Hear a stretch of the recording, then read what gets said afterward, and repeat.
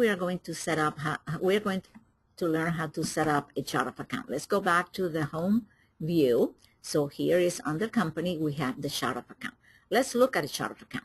We can view and modify your chart of account. So right here on your left, we have the name of the account.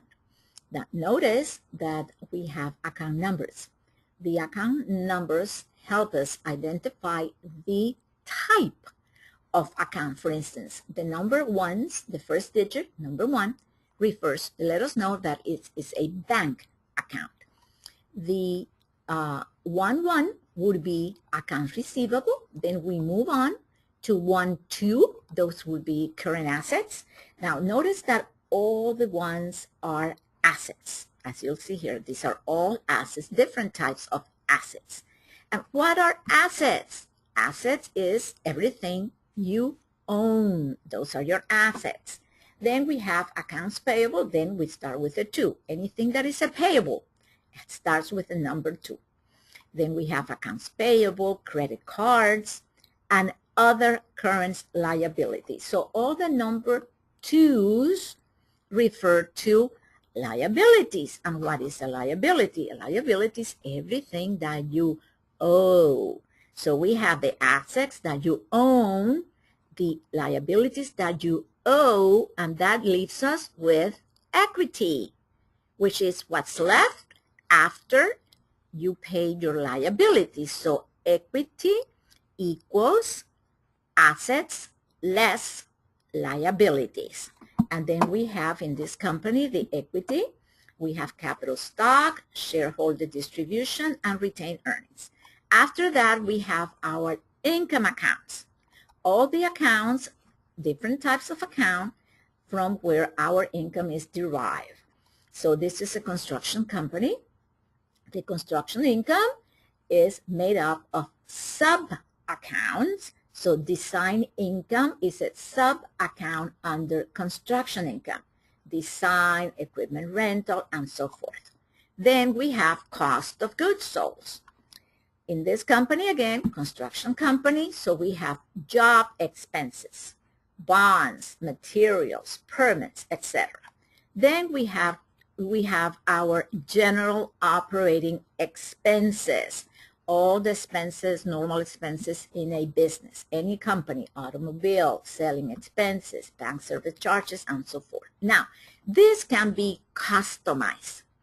If we need to add an account, we have 2 ways of doing it. We can right-click and have a list of options. We can create a new account. We can edit the account. We can delete the account. We can also make an account inactive if it has not been used in some time, and we don't need to see it here. We can also edit. Let's edit an account. So let's say that we have a petty cash account and we need to edit that. So I can either go right-click, edit, or I can go down here to account, edit. Again, you can go to the same place through different routes in QuickBooks. So let's say that we are going to edit furniture and fixture. So instead of equipment, we are going to call this company Furniture and Fixtures. So we simply go, change the name, save, and close. We have edited the account.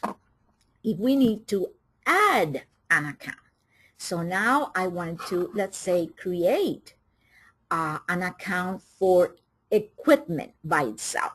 So I'm going to go to account, new account. Now, it asks for it asks me choose one account type. Now, here it is important to know the distinction between income, expenses, fixed asset, bank, and so forth. In this case, let's say that we want to add an equipment account. We would select fixed asset because that's what it is, equipment, a fixed asset, major purchase. Now, right here, if you have questions, you can always verify that you have chosen the correct account type by reading the information that QuickBooks provides. So let's continue. Now, account number. Okay, we have to decide on the account number. So let's go back to the chart of account. Let's go back, chart of account, and let's say, okay, where would I place on the fixed asset a new account? So I could select probably, let's say 15,400. Okay, so let's go 15,400. Oops, let's go back. Let's add a new one. New account. 15,400. Okay, fixed asset, name of account, equipment. Sub-account, no. Description, simple, equipment. And then we can, if we need to, give more details. Save and close. Now you have a new account in your chart of account. Fixed asset, it doesn't have a balance, it's brand new. Now, suppose that later on you decide you don't need this account here. You have two choices. You can delete it since it has no balance and it has never been used previously in a transaction, or you can make it inactive. Simply select Make Account Inactive. Now you don't see the account. It's still there. If in the future you want to use it, it will be there. Let's see how we can. We go to Show Inactive Account. Here, you see them. These are inactive accounts. They're still there to be used, but at this time, they are not being used. So you have many ways of customizing to your liking, to your needs. So now let's say Hide Inactive Accounts. Now you don't see them. So now let's see what else we can do. We have all your accounts. Now notice, let's see at the end, that there are some accounts here that are non-posting. There are only 3 of them. One is a purchase order.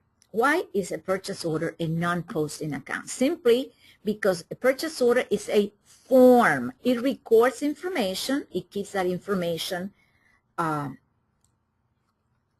memory, but it's not used in any posting. It's simply a form. The same for an estimate and for sale orders. Sales orders are just simply forms, no transactions connected. That is why they are called non-posting accounts. So now let's go back. Now we have a chart of account. Let's look now at the different types. The different types, and this is where you need to review your knowledge of accounting. Banks, account receivable, current asset, fixed assets are all in the asset section. Again, payables, we go to accounts payable, credit cards, liabilities. What's the difference between a current liability and a long-term liability? Current liabilities, they are probably going to pay in a 12-month period, in one fiscal period.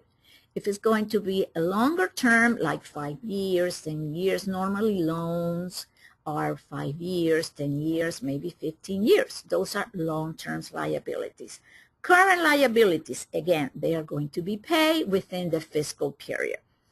And again, for the assets of the liability, is the same concept, current and long-term. Equity, and then we have the income and expenses, and that's your chart of account. Very simple. It can be customized. Remember, you can add, edit, or delete at any time.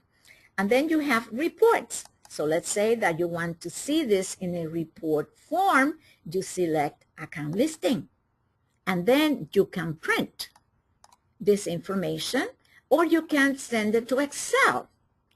You prefer to send it to Excel? You can do that. Very simple. It can be printed, emailed. A new addition for this last 2 or 3 years in QuickBooks. You can email reports, and you can even memorize it. So if you like the setup you have, you memorize it. Next time you need to use it, it's in the same setup that you created. and you have the information by description, by account numbers, whatever you do to suit your likings. We can change the order by just moving like this. You go to your diamonds here, you move back and forth, whatever setup is best for you. So now all you need to do is practice, work with it, play around with it. Let's move now on to another section of QuickBooks.